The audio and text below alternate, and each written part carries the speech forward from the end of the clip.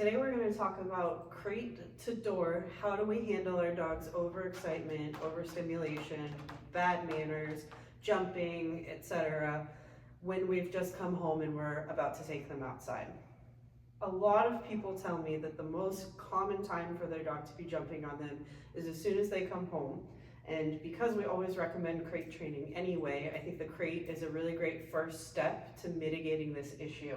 So I've just come home, my dog Jupiter here is in her kennel, and we're gonna work on getting her outside, but calmly.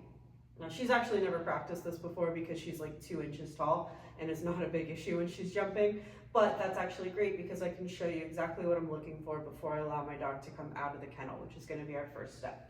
So I'm approaching the kennel. It's always beneficial to look at what does my dog look like. Are they pawing at the kennel? Are they whining? Are they barking? Are they throwing a fit?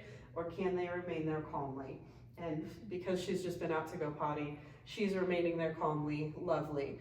If your dog is pawing at the kennel, making a lot of noise, rustling around, and they're not in a bathroom emergency situation, it's okay to go about your day and do maybe one task before you come to them to let them out. I think that it's beneficial for them to have a moment to calm down before you rush in to let them outside, especially if they have the issue of frequently jumping or mouthing on you as soon as you get home, right?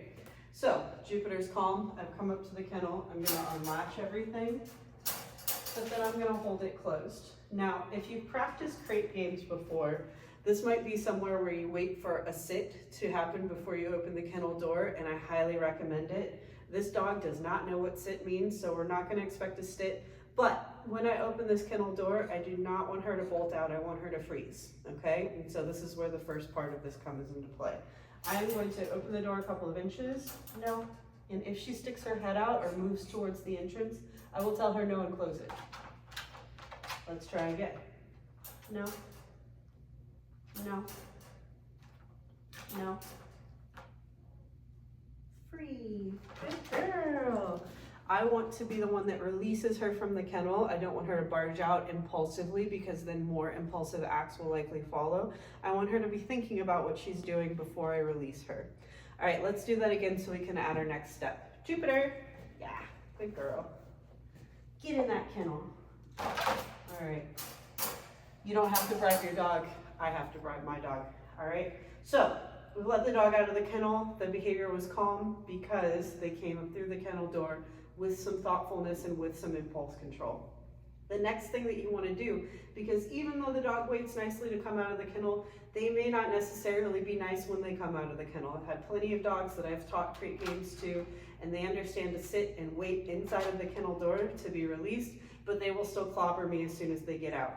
So the next thing you want to do is pick a command that is functional and makes sense, that acts as kind of a middleman as you get them ready to go out, either with leash or to the back door. And the most two common things that I practice would be sit or place. We're going to use place because it's something that she actually does know, believe it or not. And let me just kind of spin you so that you can see our place bed. Beautiful. Okay, so she's going to wait before she comes out of the kennel, and then I'm going to direct her to place immediately.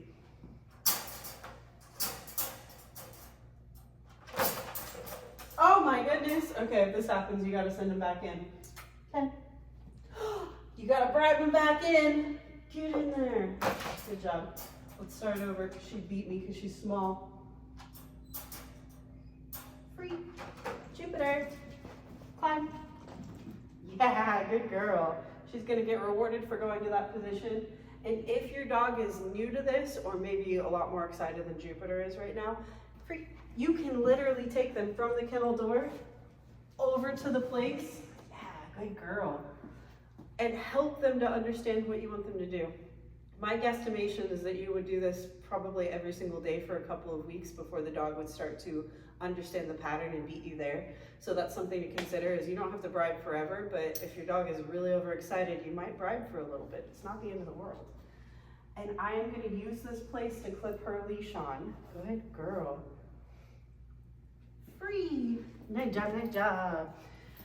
Because I gave her an alternative command, I've got two things going for me. One, she's thinking. She's actually processing and being operant about what she's doing. So going to the place is not compatible with jumping all over me. She has to pick one, and the place is more reinforcing. Two, if she were jumping all over me from the place, hey, jump on me, jump on me. Oh, you're terrible. All I have to do is take a step backwards, and then she's being forced into a decision again. Do I want to keep jumping on the person, not getting me anywhere, or do I want to stay on the bed, which is getting me ready to go for a walk and might earn me an extra reward?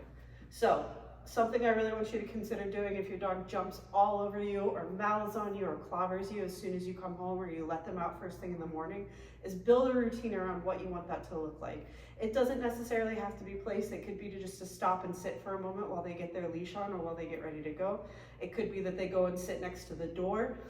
But I want you to come up with a routine that helps your dog understand what you do want them to do when they come out of their kennel. And that way you can shortcut all of the jumping and all of the nonsense without having to be so down on your dog for doing what is kind of natural to them.